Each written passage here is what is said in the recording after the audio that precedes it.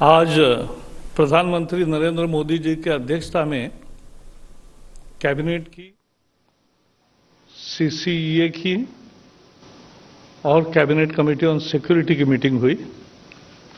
तीनों में निर्णय हुए और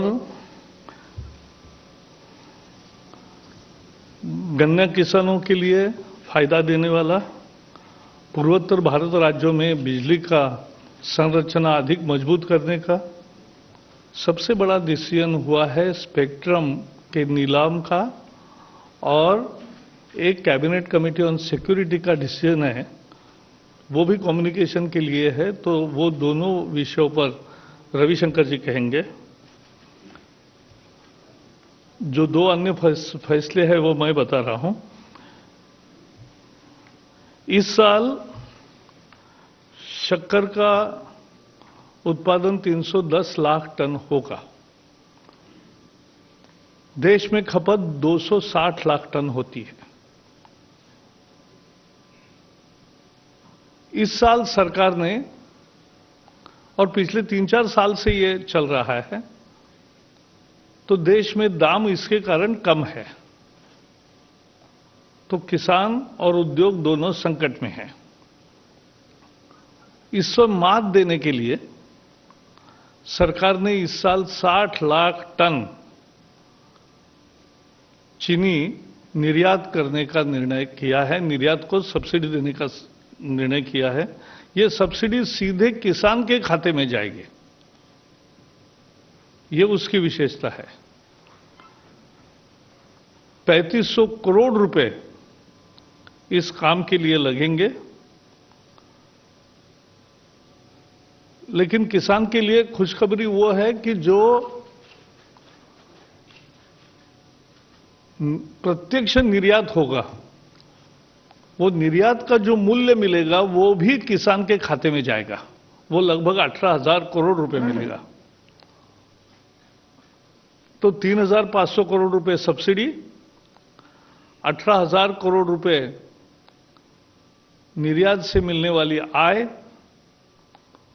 और अभी तक जो घोषित सब्सिडी दूसरी है उसका 5,361 करोड़ तो एक सप्ताह में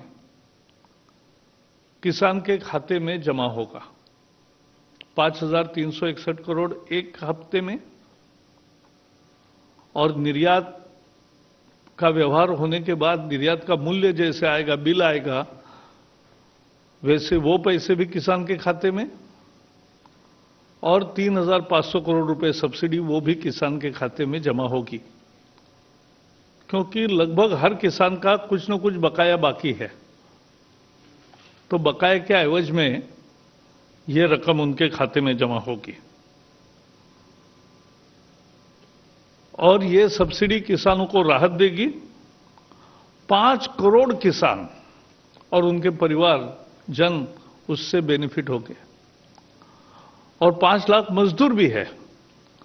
जब उद्योग ठीक तरीके से चलता है तो मजदूरों का भी भविष्य ठीक रहता है, और इसलिए 5 करोड़ किसानों के फायदे का, 5 लाख मजदूरों के फायदे का, किसान के खाते में सीधे सब्सिडी जाने का 3,500 करोड़ आज घोषित सब्सिडी, 5,361 करोड़ पहले घोषित हुई सब्सिडी तो एक हफ्ते में मिलेगी, और उसके साथ साथ लगभग 18,000 करोड़ रुपए जो निर्यात से प्राप्त होगा वो भी किसान के खाते में जाएगा।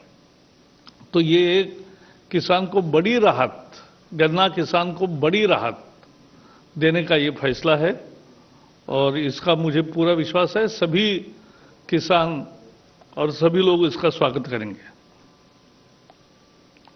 पूर्वोत्तर भारत के 6 राज्यों में, यानी आसाम, मणिपुर, मेघालय, मिजोरम, नागालैंड, त्रिपुरा, इन राज्यों में बिजली की संरचना को सुधार करने का एक काम पिछले 3 साल से जारी है, 4 साल से।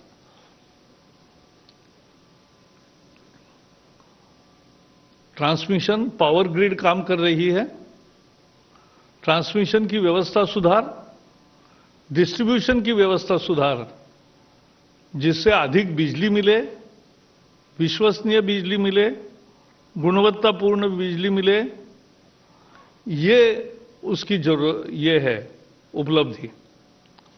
और इस काम के लिए अब सुधारित संशोधित बजट आज मंजूर किया है। अब ये खर्चा पहले 5,000 करोड़ था, अब ये 6,700 करोड़ होगा। तो 6,700 करोड़ के संशोधित खर्चे को आज कैबिनेट में मंजूरी दी है, सीसीईए में मंजूरी मिली है।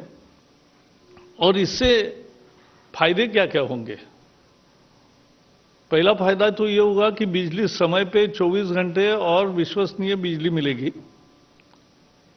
इसके कारण उद्योग, खेती, आईटी, ये सब काम बढ़ेंगे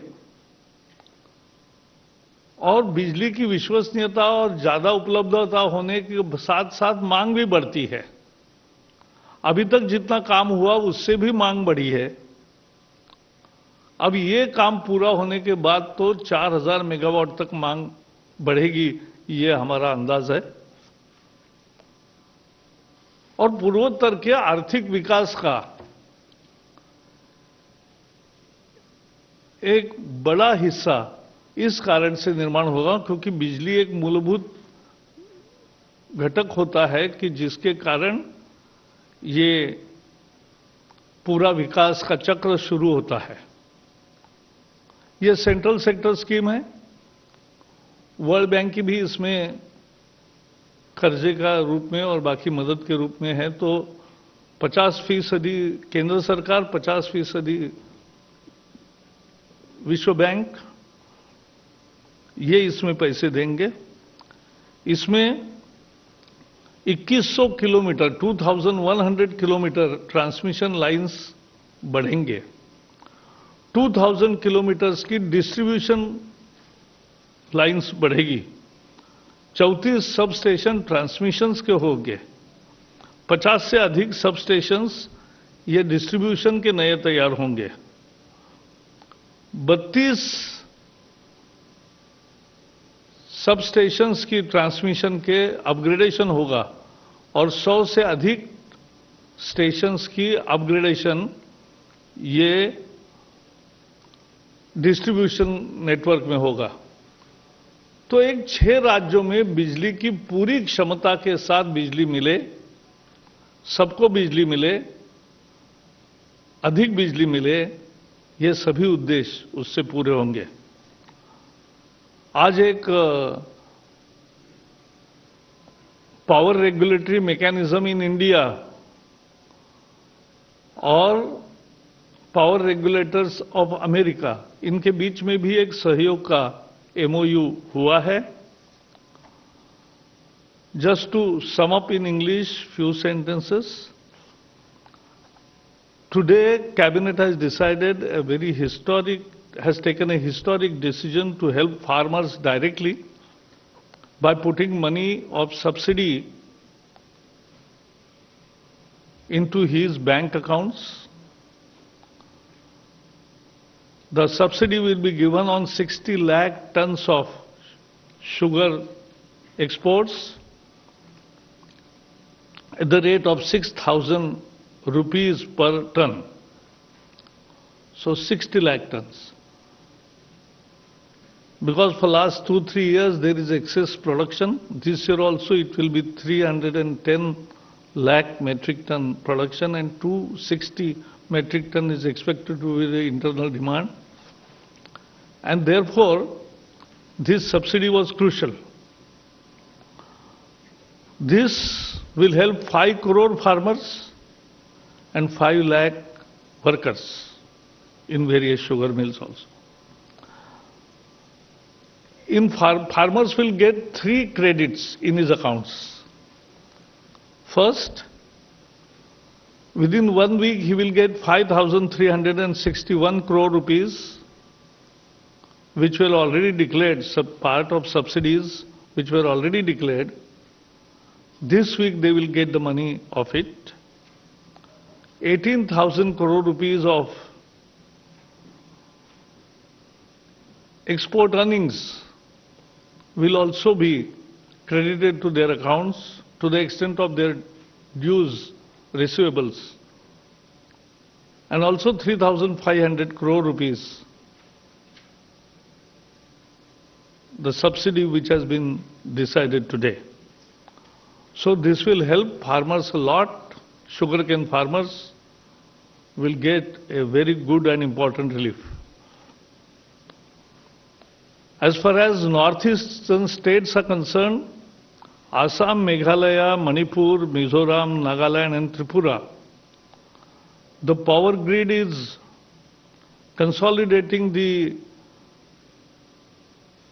transmission and distribution networks of all these states.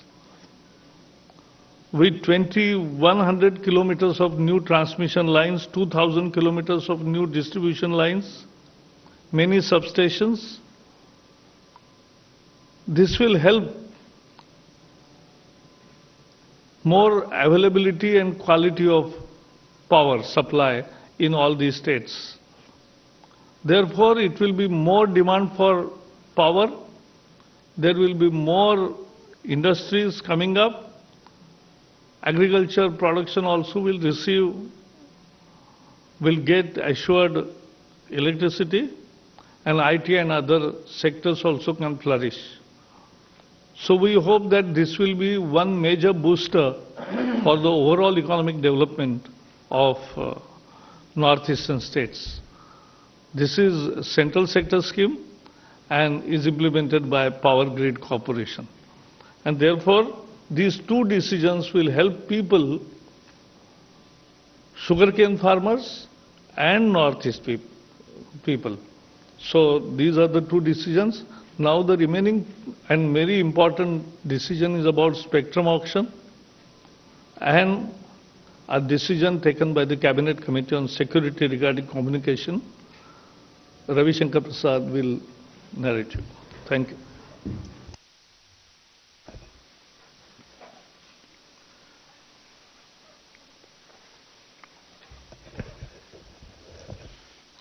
मित्र प्रकाश जावड़ेकर जी, डीजीपीआईबी और सभी पत्रकार मित्रों, दो महत्वपूर्ण निर्णय आपके सामने मुझे रखना है। एक मैं बताऊंगा और एक मैं पढ़ूंगा, वो कॉपी आप लोग को मिलेगी। आज कैबिनेट ने निर्णय किया है कि स्पेक्ट्रम का ऑक्शन करने का फैसला हुआ है। Today the cabinet has resolved that spectrum will be auctioned.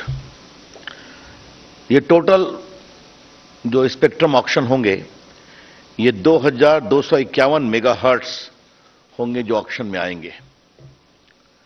The total spectrum will be 2251 megahertz. It will be put for auction, and the proposed auction of a spectrum would be in the bands of 700, 800, 900, 1800, 2100, 2300 and 2500 megahertz bands.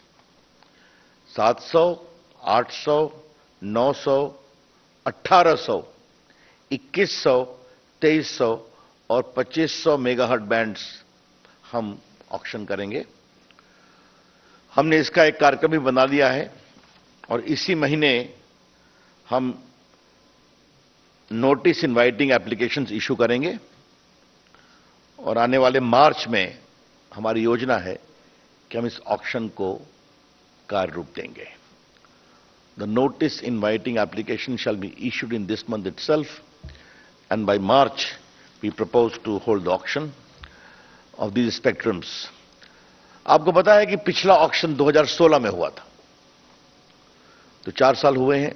एक इसकी प्रक्रिया होती है, कई बार measurement of spectrum करना पड़ता है, देखना पड़ता है, फिर ट्राई की रिपोर्ट आती है, फिर उस पर विचार होता है और विचार के बाद कैबिनेट की अनुमति से फिर आगे की कार्रवाई होती है।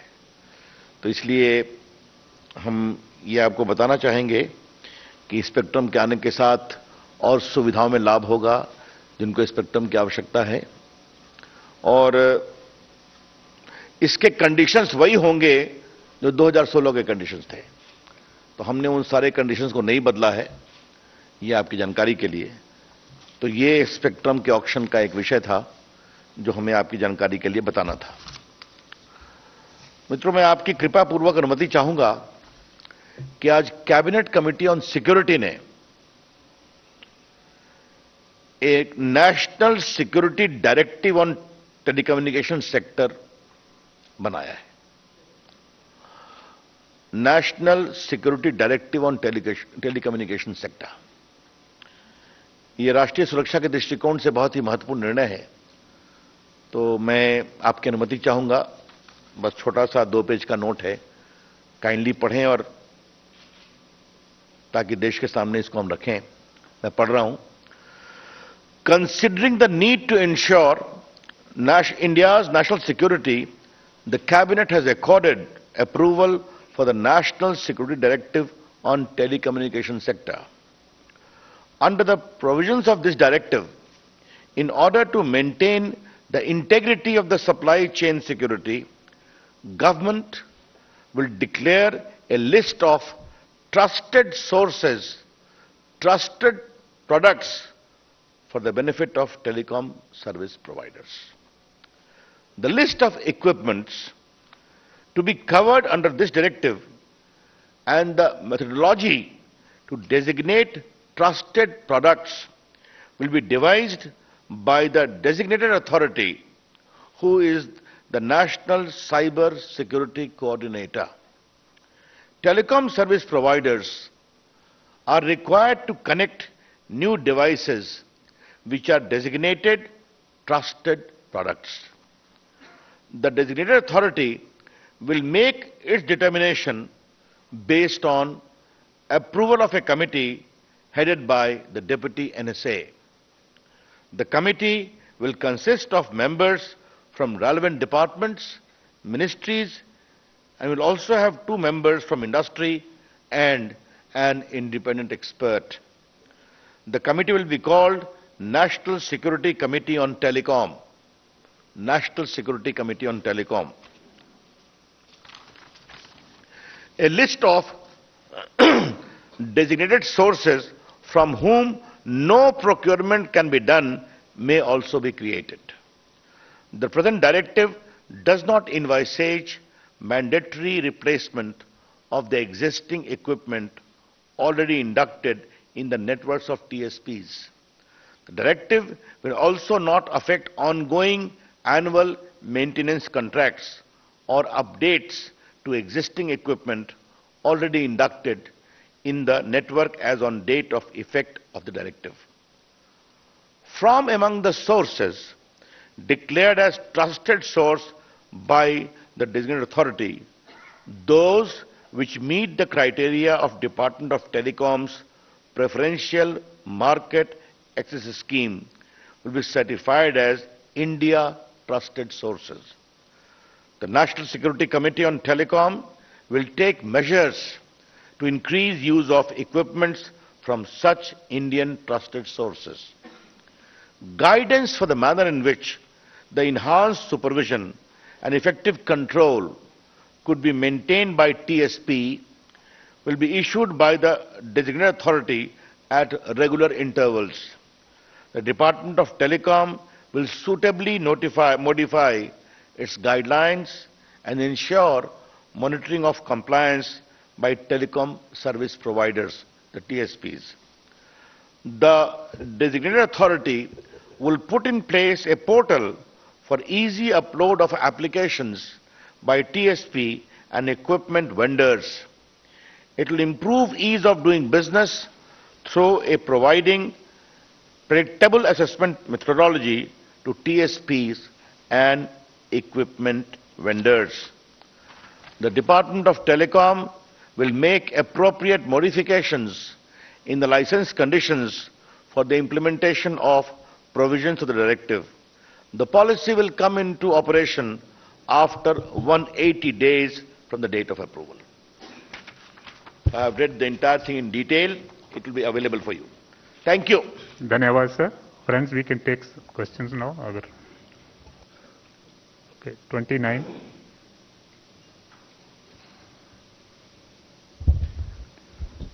सर, मैं लक्ष्मण बोल रहा हूँ CNBC आवाज से। मेरा सवाल रविशंकर प्रसाद जी से है। ये जो नेशनल डायरेक्टिव बनाने की बात की गई है और जो डायरेक्टिव बनाने की बात की गई है टेलीकॉम सेक्टर के लिए, उसमें आपने कहा अप्रूव्ड प्रोडक्ट की बात, तो ये क्या टेलीकॉम सर्विस प्रोवाइडर अपने यहाँ लगाएंगे या फिर आम लोगों के मोबाइल वगैरह में भी इस तरह के प्रोडक्ट की मंजूरी दी जाएगी?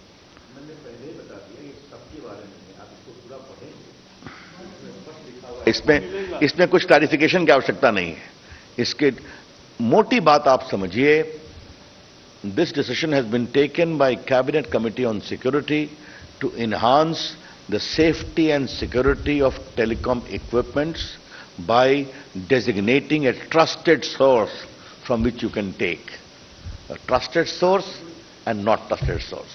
It's very clear. 50.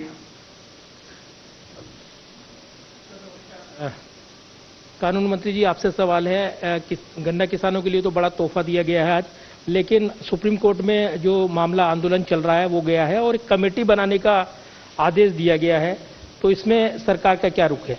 वो तो कृषि मंत्री जी, आप जानते हैं कि यहां पर हम कैबिनेट की ब्रीफिंग करते हैं। और दूसरा ऐसा है कि ऐसे विषयों में प्रत्यक्ष सुप्रीम कोर्ट का ऑर्डर देखने के बाद कृषि मंत्रालय जो कहना है कहेगा। Any more questions? That's all. Okay. One more is there, sir. Please, 68.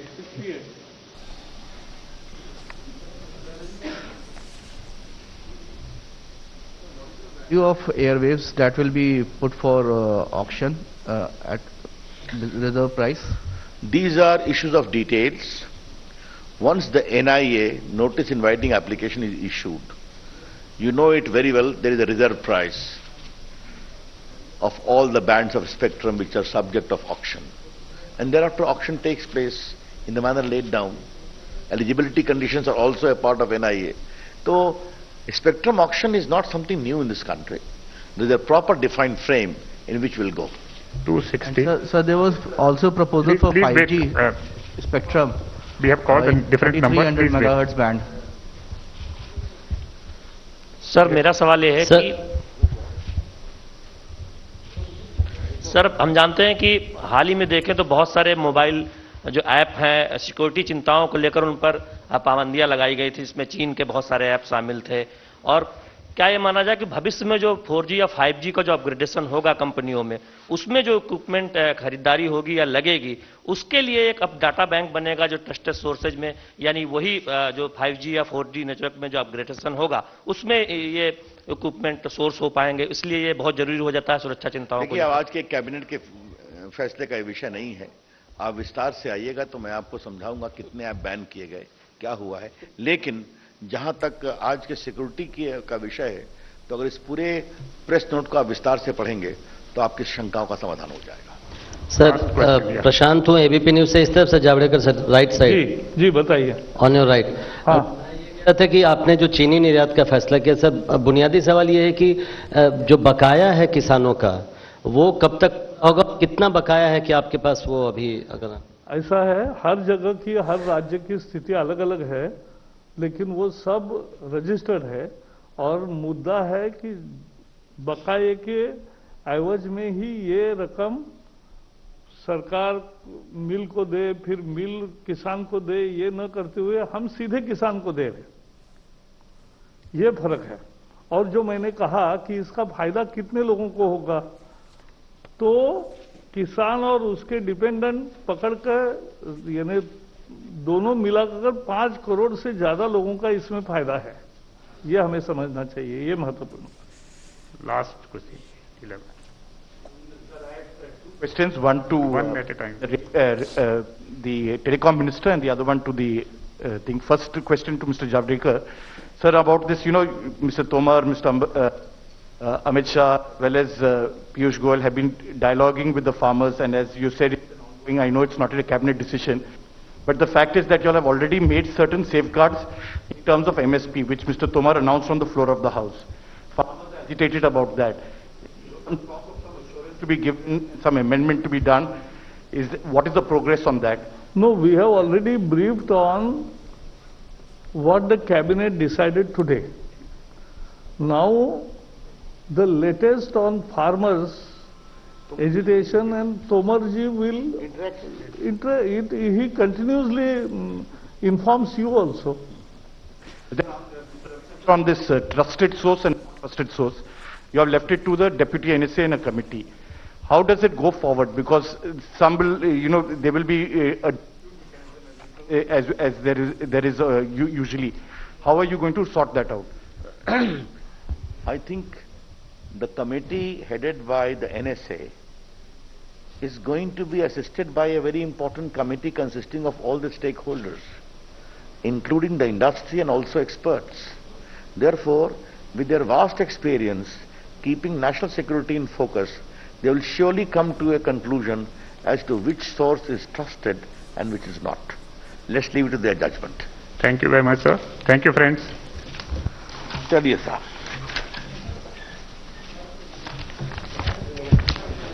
Thank you, Prakash ji. Yes, मजा है.